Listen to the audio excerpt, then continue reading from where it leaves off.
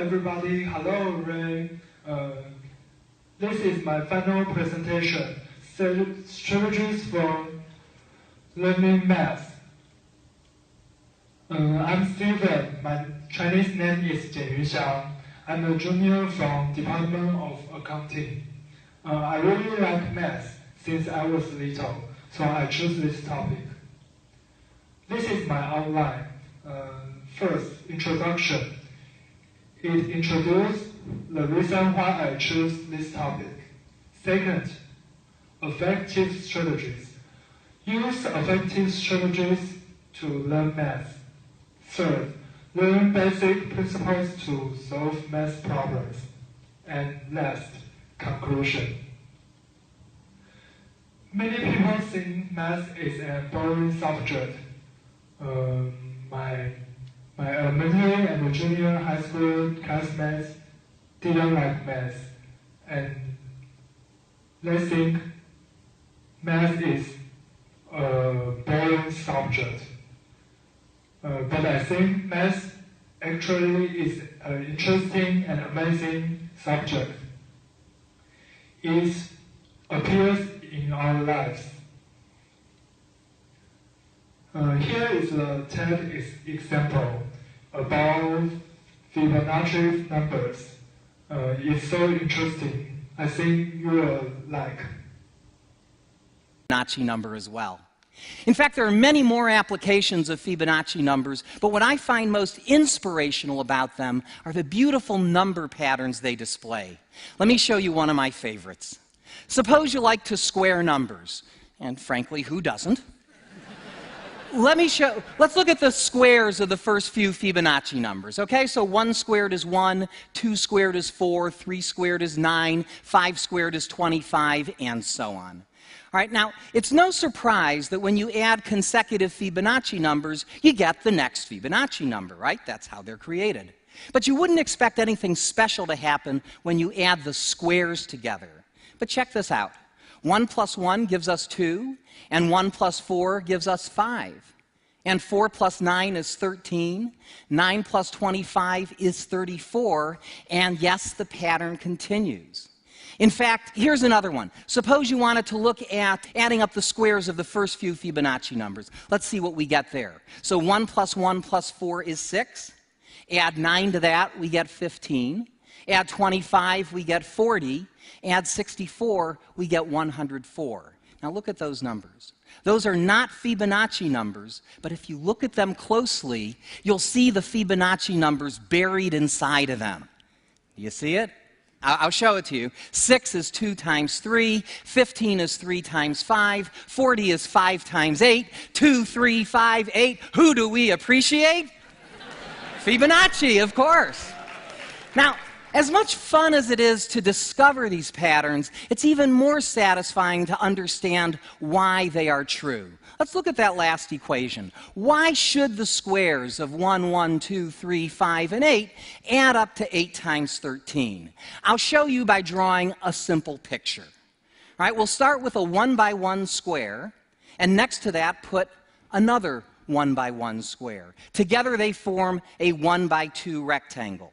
Beneath that, I'll put a 2 by 2 square, and next to that, a 3 by 3 square. Beneath that, a 5 by 5 square, and then an 8 by 8 square, creating one giant rectangle, right? Now let me ask you a simple question. What is the area of the rectangle?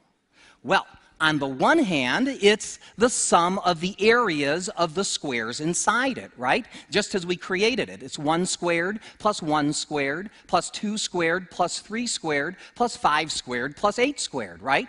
That's the area. Hey, it's interesting, isn't it? For those who didn't like math, I think effective strategy is a good way to learn math. Here are 3 points. First, lowering your anxiety. Second, encouraging yourself. Third, taking your emotional temperature. And let's focus on first and second point. I think being interesting is important. First, math is not a monster. We don't need to be afraid of it. And we can encourage ourselves. And second, don't have a prejudice against math. We can lower our anxiety. Third, find out interesting things in math, just like Fibonacci numbers. I think positive attitude is important. And this is my senior current school teacher. His name is Gaowen. He's not only taught me math, but also taught me attitude for life. He once said, when doing problems, face them. Do not escape them. And second, keep picking stones in mind while exams. It means that we should be patient and not be nervous about doing exams. We should step by step and just not be nervous.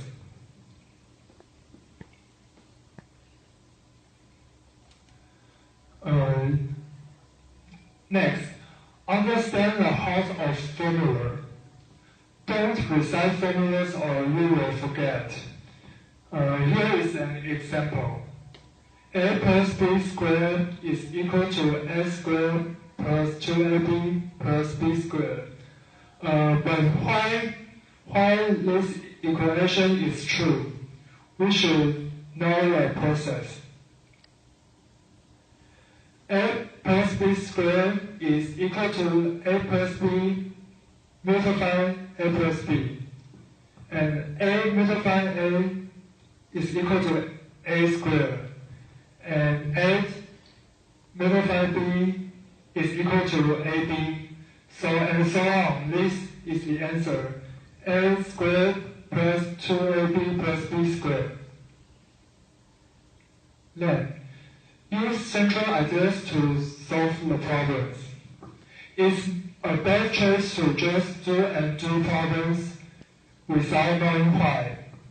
Instead, use central ideas taught in chapters. Central ideas